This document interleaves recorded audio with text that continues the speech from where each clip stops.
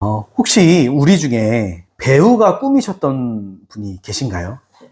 배우는 겉으로는 화려해 보이지만 가장 필요한 건 인기보다 버티는 힘, 그리고 넘어져도 다시 일어나는 끈기라고 해요. 배우 진선규 씨 아시죠? 무려 12년을 무명으로 지냈다고 합니다. 극단 월급은 고작 30만 원에 쌀이 떨어진 적도 많았고 돈을 꾸러다니며 눈물을 흘린 날도 있었대요. 하지만 그런 시간들을 지나 결국 인생작을 만났죠. 뭔지 아세요? 영화 범죄도시에서 강한 인상을 남기며 나무조연상을 받았죠. 그리고 지금은 많은 사랑을 받는 배우가 되었어요. 그런데 그런 그가 한 인터뷰에서 이런 말을 했다고 해요. 다들 물 들어올 때 노를 저으라고 한다. 그런데 저는 너무 급하게 저으면 방향을 잃기도 하고 제자리에서 빙글빙글 돌 것 같아서 과거도 그렇고 지금도 항상 노를 젓기 전에 지도를 다시 한번 본대요. 이 말에는 참 깊은 통찰과 지혜가 담겨져 있는 것 같아요. 인생의 반전은 기술보다 어디에서 시작되면 방향에서 시작된다. 실패를 했다 할지라도 어디를 보느냐, 어떤 시선으로 보느냐에 따라 다른 미래가 열릴 수 있다는 것. 오늘 본문에서도 이와 비슷한 상황에 놓여져 있던 사람들이 등장을 하죠. 바로 아이성 전투에서 패배했던 이스라엘 백성들이에요. 지난주 우리가 말씀을 한번 떠올려 보면 기억나시나요? 이스라엘은 여리고성에서 큰 승리를 거두었지만 곧바로 아이성에서 예상치 못한 패배를 당했죠. 그 이유는 바로 아간의 죄 때문이었어요. 그는 하나님의 명령을 어기고 전리품을 몰래 숨겼죠.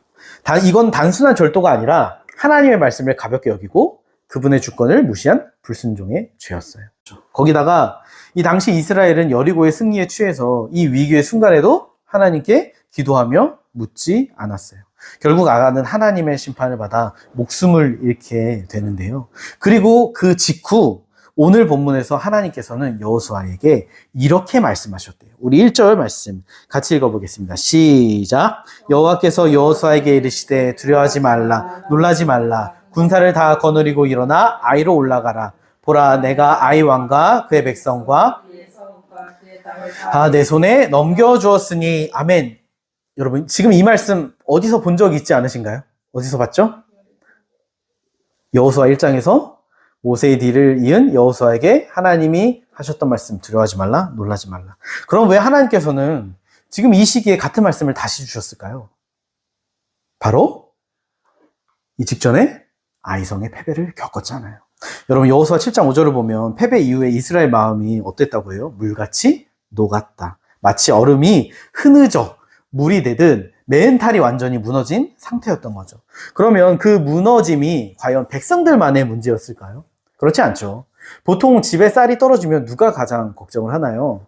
저번에 한 번은 이제 둥이들이 아침에 이제 엄마가 먼저 출근을 하니까 묻더라고요. 엄마 왜 출근해? 그래서 너희가 먹고 있는 그거 먹게 하려고 출근하는 거야 했던 기억이 있죠.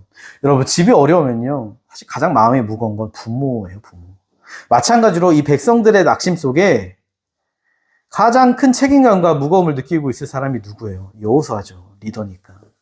특히나 지금은 전쟁 중이고 여리고성의 압도적인 승리 직후에 아이성 패배를 겪었으니 충격은 더 이루 말할 수 없죠. 반면에 아이성의 사기는 지금 하늘을 찌르고 있어요. 그러니 과연 우리가 이 가나안 전쟁 계속할 수 있겠냐? 여호수아 백성들 마음속에 그런 두려움과 의심이 자리 잡았을 거라고요. 여러분, 우리도 그렇죠. 실패할 때가 있어요. 근데 미리 예상할 실패는 마음의 준비라도 잘 되지만 잘 될 줄 알았는데 안 될 때, 특히 연속된 실패를 경험할 때 마음이 쉽게 무너졌죠. 요즘 청년들은 취업이나 시험 앞에서 참 많이 무너진다고 해요. 이력서를 수십 군데 넣어도 연락이 오지 않을 때 난 필요 없는 존재인가? 그런 생각을 한대요. 청소년들은 언제 주로 많이 무너질까요? 성적도 있겠지만 특히나 그 아이들에게는 인간관계에서 실패할 때 그런데요. 학교에서 가장 힘든 거, 밥 먹을 친구가 없을 때. 다른 아이들은 생일 때 SNS에서 막 축하받아가지고 막 다 올리는데 자기는 축하 한마디 없는 그 현실에 외로움과 소외감을 느끼죠. 근데 여러분, 어른이 된다고 크게 다르지는 않은 것 같아요.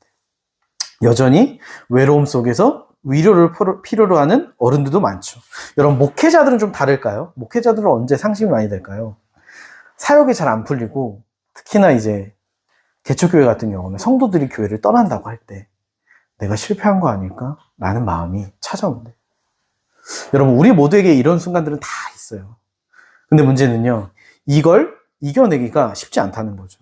왜요? 한번 실패하면 그 실패는 생각을 꼬리에 꼬리로 물게 하고 후에는 우리를 자꾸 그 과거에 붙잡아 두기 때문이에요. 아, 그때 그렇게 하지 말걸 하면서 마음이 점점 무거워지죠. 그런 걸 우리는 보통 뭐라고 하냐면 트라우마라고 해요. 여러분, 보통 교통사고를 한번 당하면 다시 운전대를 잡는 게 쉽지가 않대요. 저도 예전에 웨딩 사진 찍고 내려가다가 졸음운전으로 가드레일과 부딪혀가지고 그 사이드미러를 이렇게 망가진 적이 있는데, 사실 제가 말한 적 없지만 그 뒤로 가드레일이 있으면 전 아직도 긴장해요. 웬만하면 그쪽으로 안 가려고 해요. 그러니까 마음이 아직 그 자리에 여전히 묶여 있는 거예요. 여러분, 우리가 실패를 하면요, 실패의 기억이 우리를 묶어둬요. 그래서 다시 도전하지 못하게 만들죠. 그래서 어떤 사람은 어차피 해도 안 되는데 뭐 평생 그 보이지 않는 실패의 감옥에 살아가고 있어요. 하지만 여러분, 우리가 기억해야 할 게 뭐냐면 실패보다 중요한 건 뭐냐면 그 다음이죠. 실패 이후에 내가 어디를 바라보느냐가 달라진 미래를 만들어요. 오늘 본문에서도 하나님이 여호수아에게 찾아오셔서 말씀하세요. 두려워하지 말라, 놀라지 말라.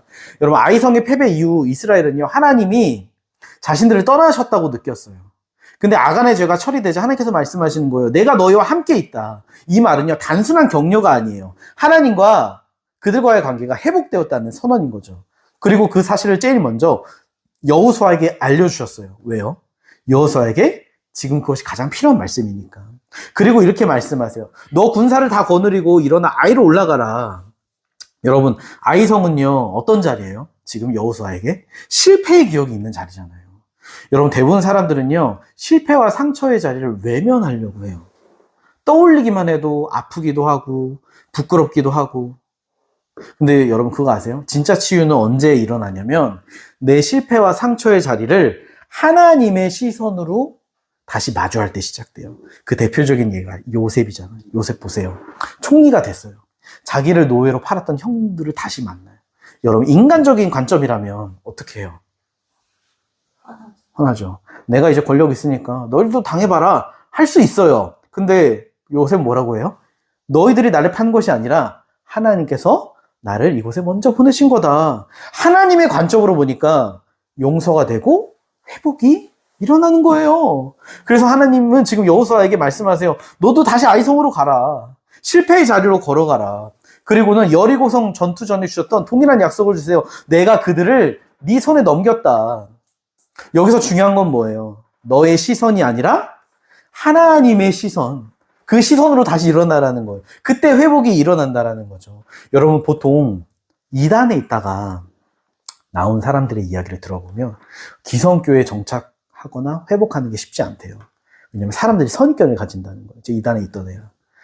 아직도 거기에 속한 거 아니야? 의심을 해서 상처를 받거나 거절당하는 경우가 많아요. 그래서 교회를 나온대요. 그래서 많은 이들이 나는 과거에 이단에 있었지. 나는 실패한 사람이야. 그 자리에 스스로를 가두며 자책하며 산다고 하더라고요. 그래서 그런 분들에게 꼭 전하고 싶은 말이 있죠.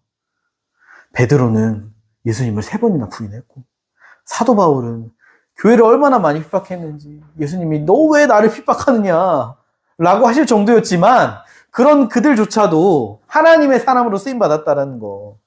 그러니 내 수치가 너무 크다 라고 할 필요 없다. 예수님은 지금도 말씀하신다. 내가 너를 기다렸어. 그분의 복음은요, 우리의 과거보다 더 커요. 그분의 십자가는 우리의 모든 실패를 감당하고도 남을 능력이 있습니다. 여러분, 지친 영혼은 어떻게 해야 될까요? 쉬어야 회복이 되겠죠. 사람의 몸도요, 너무 방전이 되면요, 하루 이렇게 그냥 가만히 쉰다고 회복되지 않아요. 그냥 바닥난 상태를 간신히 유지하는 느낌이죠. 영혼도 그래요. 우리가 예배를 드려도 마음이 금세 지치고 위로의 말씀도 오래가지 않을 때가 있죠. 우리 몸이 침대에서 쉬어야 회복이 되듯 우리 영혼도요, 예수님 품 안에서만 진짜 힘을 얻을 수 있어요. 그리고 그 쉼의 중심에는 뭐가 있어요? 말씀이 있죠. 지난주부터 우리가 큐티에 함께 하기로 했잖아요. 책도 드렸어요. 왜요? 주일에 예배 한 번 드리는 것만으로는요, 우리의 영혼이 버틸 수 없으니까. 말씀은 제가 지난주에 뭐라고 했어요? 영혼의 호흡이다. 그 호흡이 우리 안에 들어와야, 머물러야 우리 영혼도 다시 숨을 쉬고 살아날 거 아닙니까? 여러분, 사람은요, 누구나 다 실패 경험해요. 중요한 건 그 실패를 어떻게 이겨내느냐. 말씀으로 숨을 쉬며 예수 그리스도의 품에 머무는 거. 그럴 때야 우리가 반드시 다시 일어설 수 있다라는 것이죠. 오늘 본문의 여호수아 2절과 3절을 보니 이제 하나님의 명령을 따라 전술을 준비해요. 이번 전투는 주력 부대가 적을 딱 유인하면 복병이 성을 점령하는 전략이었어요. 여리고 때랑은 좀 다르죠, 방식이. 그럼 왜 하나님은 그때와 지금 이렇게 다른 방식을 쓰실까요? 보시면서 혹시 그런 생각 안 하시죠? 왜 이렇게 오늘 왜 이렇게 복잡하게 하지? 야, 의심하지 마. 다 그런 뜻이 있는 거지. 여러분, 왜 다른 방식을 쓰셨냐면 여리고는 가나안 전쟁의 첫 전투잖아요. 그러니까 이스라엘에게 하나님께서 내가 너희들과 함께 있다는 확증을 주신 거예요. 그들이 그걸 필요로 했어요. 그래서 그저 성을 돌고 함성을 질렀을 뿐이지만 성이 무너지는 기적을 하나님께서 하신 거죠. 근데 아이섬 지금 2차 전투는 달라요. 이번엔 불순종으로 인한 실패를 회복하는 전투예요. 그래서 이스라엘에게 한층 더 책임 있는 순종을 요구하시는 거죠. 복병을 배치하고 타이밍을 조율하고 세밀하게 하나님의 지시를 따라야 하는 거. 여러분, 회복은요, 하나님의 은혜로부터 시작되지만 그 은혜를 따라가는 건 우리의 책임이에요. 그래서 하나님은 우리를요, 구경꾼이 아닌 순종의 사람으로 부르고 계신 거죠. 근데 여러분, 요즘 교회에 이런 말 하는 사람들이 있대요. 야, 뭐 다 하나님이 하시지. 나는 뭐 그냥 믿고 그냥 뭐 그러기만 되는 거 아니야? 하나님이 다 해주실 거야. 그래서 2대8 법칙이라고 보통 교회에 10명이 있으면 2명만 사역이나 봉사 헌신을 하고 나머지는 지켜보는 사람들이라고 해요. 이게 교회 안에도 있다는 거죠. 근데 성경은 뭐라고 해요? 하나님의 일은 우리의 순종을 통해 이루어진다. 여러분, 축구를 비유하면 감독이 아무리 전략을 잘 세워도 선수들이 따르지 않으면 승리할 수 있어요? 없어요? 없죠. 가만히 서 있기만 한다고 이길 수 있는 게 아니에요. 근데 하나님의 일도 마찬가지예요. 그저 바라보고만 있다고 승리가 오지 않아요. 근데 이게 비단 교회 안에서만 일이냐.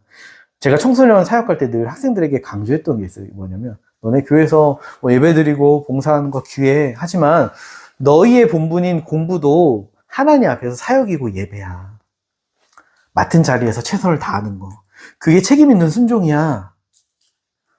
한 신입사원이 있었어요. 수요일에 일이 밀려서 야근이 불가피한 상황인 거죠. 근데 그 친구가 그러더래요. 저 수요 예배 가야 해서 야근 못 합니다. 근데 그 말을 들은 선임도 교회를 다니는 사람이었는데 이렇게 생각했대요. 예배가 중요한 건 맞지만 맡은 일을 마무리하는 게 먼저 아닌가? 순서 아니야? 여러분, 이런 상황들 꼭 교회뿐만 아니라 우리의 일터와 가정과 삶의 자리에서 종종 보죠. 예배를 드리고자 하는 마음 너무 귀한 거예요.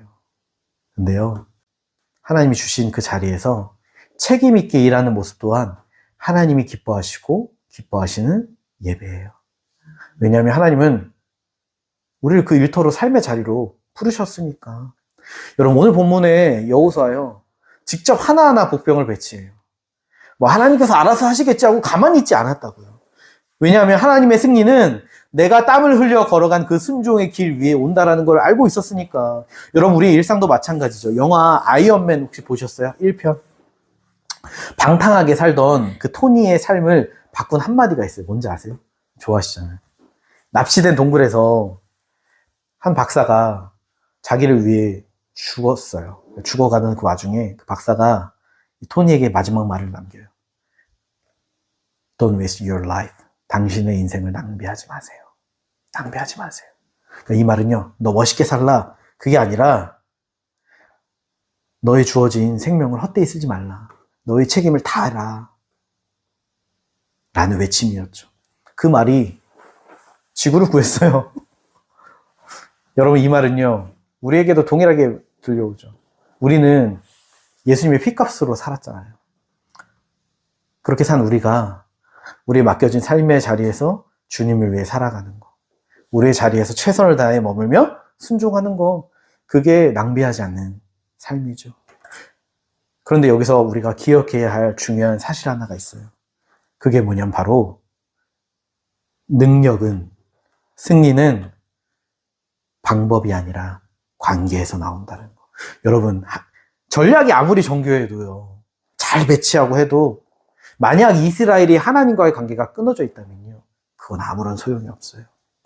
여러분들이 아시잖아요. 이스라엘은 여태껏 출애굽하면서부터 단 한 번도 그들의 군사력이나 무기에 따라 승패가 결정된 적이 없다라는 거. 그들에게 중요했던 건 하나님과 어떤 관계를 맺고 있느냐. 근데 늘 사람은요, 자꾸 방법을 우상처럼 만들어버려요. 예전에 단기 선교할 때 어떤 분이 그런 사역 전에 늘 땅밟기 기도를 했다고 하시더라고요. 그러니까 여리고의 전투 방식을 따라서 마치 공식처럼 이렇게 했대요. 근데 여러분 그거 아세요? 성경에서 여리고 전투 방식은 딱 한 번 나와요. 이스라엘이 그 이후에 그렇게 싸운 적이 없어요. 예수님도 병을 고치실 때 같은 방법을 늘 쓰지 않으세요. 다른 방법으로. 왜일까요? 왜 그러셨을까요? 예수님께서 그 방법만 쓰시면 우리가 그 방법을 의지하고 그것만 바라보고 따라갈 걸 알고 있습니다. 우리는 자꾸 관계보다 방법의 마음이 먼저 가죠. 교회도 마찬가지예요. 어떤 교회가 특정 프로그램으로 성장을 했어요. 그럼 그거 아세요? 그 프로그램이 비결이구나. 다른 교회도 우후죽순으로 따라해요. 그리고 실패해요. 우리도 그러지 않나요? 기도보다는 전문가의 말이나 성공 공식이나 세상의 조언을 먼저 찾죠. 내가 어떤 거에 실패했어요. 그럼 방법을 바꾸지 하나님 앞에 무릎 꿇지 않아요. 하나님의 얼굴을 구해서 그분으로부터 안식과 평안을 구하기보다 즉각적인 자극이나 위로를 주는 세상의 것을 찾죠. 예를 들면 뭐 있나요? 유튜브, 넷플릭스, TV, 드라마, 게임, 술, 폭식, 이성. 먼저 눈길을 돌려요. 기도보다 스마트폰이 익숙하지 않으십니까? 말씀보다 자극적인 콘텐츠에 먼저 손이 가죠. 수고하고 무거운 짐진 자들아 다 내게로 오라. 내가 너희를 쉬게 하리라. 아멘 말하지만 정작 우리는 그분께 가지 않죠. 세상 위로에 익숙해진 채 살아가요. 그러다 보니 그렇게 살다가 주일에 교회를 와도 어때요? 하나님의 임재가 없는 종교 행위를 반복하는 데 익숙해지죠. 여러분 평소에 내가 하나님 찾지도 않고 사랑하지도 않고 말씀에 귀 기울이지도 않으면서 주일 예배 이 한 시간에 하나님께 온 마음 다해 찬양하고 간절히 하나님 음성 듣기 원합니다 할 수 있겠습니까? 물론 난 예배 참석했으니까 온라인 예배도 헌금도 하고 이게 나쁜 건 아니에요. 귀한 거예요. 근데요 마음의 교제가 없는 모든 행위는요 그저 마당만 밟고 가는 껍데기가 될 수 있다는 거죠. 사랑하는 여러분, 하나님은요 행위 중요해요. 하지만 먼저 사람의 마음 중심을 보세요. 하나님은요 방법보다 먼저 관계를 원하신다는 거예요. 예수님도 그러셨죠. 여러분 우리 마가복음 한번 3장 13절에서 15절 찾아볼까요? 시작. 또 산에 오르사 자기가 원하는 자들을 부르시니 나온지라. 이에 12를 세우셨으니 이는 자기와 함께 있게 하시고 또 보내사 전도도 하며 귀신을 내쫓는 권능도 가지게 하려 하심이로라. 아멘. 여러분 이 구절은요 예수님께서 제자들을 세우신 이유를 이렇게 말해요. 전도도 하고 귀신도 내쫓고 권능을 가지게 하는 거. 한마디로 예수님이 하시는 사역을 그대로 감당하게 하시는 거예요. 그런데 우리가 자주 놓치는 첫째 다른 이유가 있어요. 뭔지 아세요? 예수님이 이 제자들을 세우신 첫째 이유. 바로 자기와 함께 있게 하시고, 네, 이제 아시죠? 예수님이 제자들을 부르신 첫 번째 목적은 사역이 아니라 뭐예요? 함께 있는 친밀한 교제가 먼저였다는 사실이에요. 여기서 중요한 게 순서예요. 관계가 먼저고 사역이 다음이에요. 능력보다 친밀함이 먼저라고요. 왜요? 우리는 그저 일만 하는 머슴 같은 종이 아니라 내 아버지 일을 나의 일로 여기고 동참하는 자녀니까. 한 달 전 제가 나눴지만 애들과 같이 밤에 잠을 잤는데 아침에 예담이가 일어나서 저한테 와서 뽀뽀를 쪽 해요. 그러더니 엄마가 아니네? 하고 갔어요. 이놈 새끼. 기분은 좋았어요. 여러분 부모가 자녀에게 원하는 건요 나를 위해서 네가 좀 무언가를 해봐 라는 게 아니에요. 그 친밀한 사랑의 교제 그걸 원하죠. 하나님도 마찬가지예요. 그래서 여러분, 우리가 하나님과의 그 친밀한 교제 안에 있을 때에야 우리 안에 진정한 평안, 안식, 삶의 만족, 기쁨이 생겨요. 그리고 그 마음이 채워질 때야 우리가 아버지의 그 마음으로 우리의 삶을 드리며 하나님 나라 일을 감당할 수 있게 되는 거죠. 그러니 여러분, 우리가 오늘 어떠한 상황이 있든 어떤 문제 앞에 있든 가장 먼저 해야 될 게 뭐예요? 하나님을 찾는 거. 하나님을 구하는 거. 여러분, 관계가 회복되잖아요. 주님이 우리의 삶 가운데 오시면요, 길은 자연스럽게 열려요. 그러게 늘 기도하셔야 돼요. 여러분, 우리가 과거의 승리에 의존하면 안 돼요. 우리가 여리고성 앞에서도 기도했다면요, 아이성 앞에서도 기도하셔야 돼요. 그게 패배를 패배하게 하는 길이래요. 오늘 본문의 이스라엘 밤새 매복 준비를 해요. 전쟁이 시작되자 아이성의 왕이 성문을 열고 나와요. 여러분, 성에서는요, 원래 문을 잠그고 지키는 게 기본이거든요. 병력이 적으니까. 근데 적을 향해 나가는 거예요. 왜 그랬을까요? 지난 전투에 승리했잖아요. 교만한 상태인 거죠. 여러분, 교만은요, 우리의 분별을 흐리게 만들어요. 그리고 그 하나님을 두려워하지 않는 오만이 결국 아이성 멸망의 불씨가 되죠. 오늘 본문을 보면 이스라엘은 도망치는 척 후퇴를 해요. 그러니까 기세등등했던 아이성 군대는 옳았구나 하고 이제 야, 성에 있는 너네 군사들도 다 나와. 성을 비워놓은 채 다 추격을 시작해요. 그런데 그리고 그때 하나님께서 18절에 여호수아에게 이렇게 말씀하셨어요. 18절 말씀 같이 읽어볼게요. 시작. 여호와께서 여호수아에게 이르시되 내 손에 잡은 단창을 들어 아이를 가리키라. 내 손에 넘겨주리라. 여호수아가 그의 손에 잡은 단창을 들어 그 성읍을 가리키리. 아멘. 오늘 본문을 보면 지난번 아이성 첫 전투 때와 지금 다른 게 뭐예요? 첫 전투 때는 아예 하나님 말씀이 등장하지 않았잖아요. 근데 하지만 이번은 시작부터 끝까지 하나님께서 이스라엘과 함께 하시며 말씀하세요. 여러분, 우리가 어떤 길을 가든 어떤 선택을 하든 중요한 건요, 과거의 하나님만을 바라보는 걸로는 안 돼요. 우리는 오늘 지금의 음성을 듣고 순종을 해야 돼요. 오늘 본문의 말씀처럼.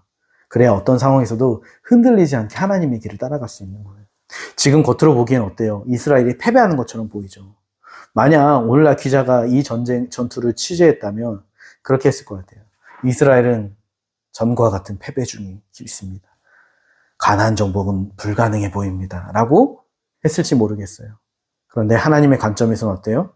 바로 이 순간이 반전의 시작이죠. 여호수아가 말씀에 순종해 단창을 들자 복병이 나타나 성을 점령했대요. 이 장면은 우리에게 이렇게 말하죠. 현실을 나의 눈으로 보면 절망이지만 하나님의 시선에서는 반전이 시작된다. 여러분, 성경에서 가장 큰 반전의 대표적인 게 뭐예요? 예수님의 십자가. 여러분, 예수님께서 십자가 달리실 때 제자들 어땠을까요? 절망했겠죠. 다 끝났다. 지난 3년이 다 헛수고다. 사탄은 어땠어요? 내가 이겼다! 소리쳤겠죠. 하지만 어떻게 됐나요? 예수님께서 죄와 사망을 이기시고 부활하셨죠. 그래서 우리에게 그 부활의 생명과 하나님의 나라를 선물로 주셨어요. 그게 복음이죠. 그래서 여러분, 우리가요, 실패해도요, 괜찮아요. 왜요? 우리 주님은 내가 약할 때 강함 되시니까. 오히려 실패했던 그 순간이 우리로 하여금 예수님만을 온전히 의지할 수 있게 되는 계기와 반전을 만들어주는 거죠. 그러니 절망과 실패 앞에 우리가 해야 될 거 뭐예요? 예수님의 십자가 앞으로 가는 거. 그곳에서 다시 시작하면 되는 거예요. 그러면 그 2000년 전에 이루었던 그 복음의 능력이 지금 이 순간에서도 우리를 살리고 일으키리라고 믿어요. 그리고 그 능력이 오늘도 우리의 삶 속에 이미 임하고 있는 것이죠. 오늘 본문의 여호수아 단창을 도는 순간 복병이 움직였고 성을 점령해요. 도망가던 이스라엘 본대가 돌아와 아이성 군대를 포위해요. 결국 승리를 거두게 되죠. 28절을 보니 아이성을 불태우고 돌무더기를 만들었대요. 왜 돌무더기를 만들었을까요? 기억하라고. 뭘 기억해요? 너희들의 그 불순종의 실패를 기억해라. 회개로 다시 얻은 그 승리의 은혜를 잊지 말아라. 그리고 그 중심에는 뭐가 있어요? 여러분, 순종이 있죠. 이 돌무더기는 우리에게 오늘날 이야기예요. 너희가 교만하여 하나님을 의지하지 않고 불순종하면 패배할 것이고 너희가 하나님만을 의지하여 순종하면 승리를 주실 것이다. 여러분 실제로 이 가나안의 7년 전쟁 동안 이스라엘은요 이 아이성 패배를 제외하고 단 한 번도 지지 않아요. 기억한 거죠. 그리고 오늘 말씀을 보면 한 가지 눈에 띄는 게 또 있어요. 28절 보면 여리고성과 달리 이 아이성은요 이스라엘의 재물을 가질 수 있대요. 그럼 생각나는 사람이 누구예요? 지난주 아간. 조금만 기다렸으면 이거 다 얻었을 텐데 하나님의 때와 방법을 기다렸다면 하나님이 더 많은 것을 주셨을 텐데 여러분 앞으로 남은 성이 한두 개가 아니잖아요. 하나님보다 앞서 자신의 욕심을 채우려다가 큰 대가를 치른 거죠. 여러분 우린 여기서 중요한 교훈을 또 배워요. 뭐예요? 하나님의 때를 기다려야 한다. 그 때를 기다리지 못하면 결국 앞서가게 되고 앞서가면 넘어지게 돼요. 그래서 우리도 돌아봐야죠. 나는 믿음으로 하나님의 때를 기다리는지 아니면 앞서가는지. 여러분 하나님은요 하나님이 시작하신 일, 앞서가신 일만 뒷받침하세요. 실제로 예전에 신대원 입시 면접을 하는데 한 교수가 학생에게 질문을 던졌어요. 만약 하나님이 너에게 지금 목회자 되는 거 아직 때가 아니다 하시면 어떻게 반응하겠냐? 정답은 뭐예요? 기도하며 하나님의 때를 기다리겠습니다. 근데 이 학생은 절대 그럴 리가 없습니다. 저는 하나님이 지금 목회자로 부르신 게 확실합니다. 그러니까 아니 하나님 그렇게 말씀하시면 어떻게 하겠냐고 교수님이 다시 묻자. 죽어도 그런 일은 없습니다. 탈락했어요. 하나님의 때가 아닌데 가면요 내 힘으로 죽도록 그 길을 열어야 돼요. 우리 많이 그러지 않나요?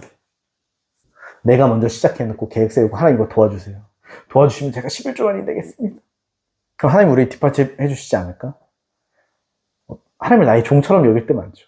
때로 기도를 해도 하나님의 답이 보이지 않아요. 대부분 자기 생각대로 하죠. 하나님 제가 급한데 언제까지 들어주셔야 되는데. 근데 하나님 우리의 요술램프가 아니시잖아요. 응답이 없으면 어떻게 해야 돼요? 기다려야죠. 언제까지? 응답이 올 때까지. 그게 믿음이죠. 그럼 그동안 뭐 해요? 뭐 해야 돼요? 하나님을 구하고 찾고. 왜요? 하나님의 가장 큰 관심은 너가 그걸 지금 당장 뭘 하냐 안 하냐 그게 아니라 하나님과 함께 머무는 거, 하나님과 관계를 나누는 거, 그걸 가장 원하시니까, 그게 우선이니까. 여러분 하나님은요 절대 늦지 않으세요. 그러니 우리는 그 하나님을 신뢰하고 하나님의 때를 믿고 기다리는 거죠. 처음엔 자기의 생각대로 움직였던 이스라엘은 아이성 전투에서 패했지만 하나님의 말씀에 순종하자 하나님께서 전쟁을 책임지시죠. 제가 어떤 목사님의 이런 이야기를 들었어요. 한 목사님 계셨대요. 시골 작은 교회에 사역을 하시는데 교인이 거의 없고 어르신들이 대부분인 곳. 그러니까 할 일이 별로 없죠. 그냥 잘 계세요 이러고 신나 나간 다음에 차 태워다 드리고. 이게 목회인가? 동기들은 다 잘 나가고 막 큰 교회 하는데 자기는 실패한 것 같은 거예요. 근데 어느 날 어떤 집회에 갔는데 전혀 이제 서로 모르는 목사님이, 이 목사님이 왜 기도해 주시는데 하나님의 감동을 전하더래요. 뭐라고 하냐면 너가 내 늙은 자녀들 돌보느라 고생이 많다 그러시더래요. 그래서 그 순간 목사님이 깨달았대요. 지금 이 자리가 하나님께서 내게 허락하신 자리였구나. 그때부터 그곳이 작게 느껴지지 않았다라는 거죠. 중요한 건 자리가 크냐 작으냐가 아니라 그 자리를 어떤 눈으로 보느냐. 여러분 오늘 본문이 우리에게 가르치는 중요한 한 가지가 뭐냐면요, 하나님 중심의 안목을 가지라는 거예요.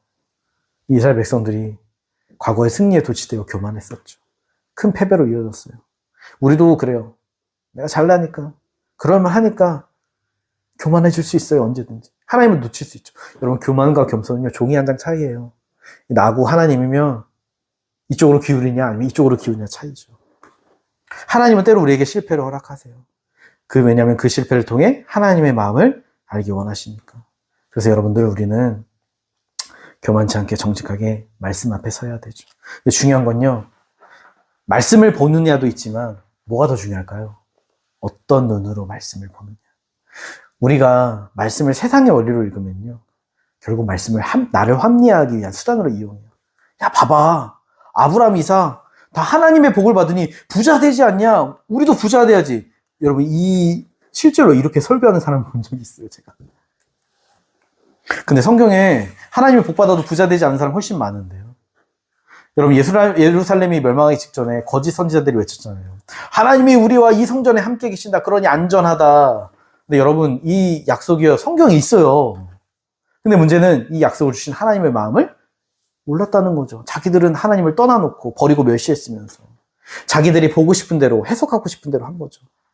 그래서 이번 한 주 우리가 말씀을 볼 때 먼저 이렇게 기도하세요. 하나님, 제 눈과 귀를 열어주셔서 이 말씀 안에서 저에게 주신 하나님의 음성을 듣게 해주세요. 하나님 마음을 알게 해주세요. 그리고 그 마음으로 온전한 순종의 걸음을 걷게 해주세요. 사랑하는 성도 여러분, 오늘 본문은 단지 과거의 이스라엘 전쟁 이야기가 아닙니다.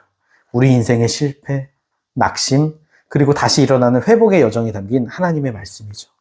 우리도 이스라엘처럼 뜻하지 않은 실패 앞에 좌절할 수 있어요. 근데 하지만 하나님은 우리를 패배에 머물지 않게 하시고 회복의 길로 다시 초청을 하신다.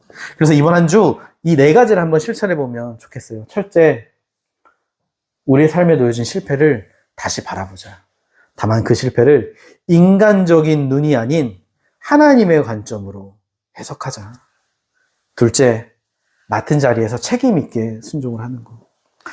작지만 미뤄뒀던 책임 한 가지를 성실히 감당해 보는 거예요. 그리고 셋째, 어떤 일이든 결정하기 전 기도하자. 하나님의 때를 기다리고. 그리고 마지막, 복음으로 하루를 시작하자. 아침마다 여러분 기도하시죠?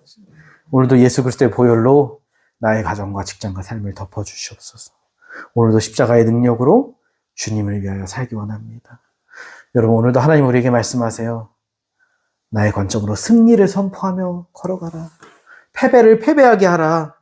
저는 이 말씀이 이번 한 주 함께 걷는 교회 성도님들의 삶 가운데 놀라운 능력으로 역사하기를 예수님의 이름으로 간절히 축복합니다.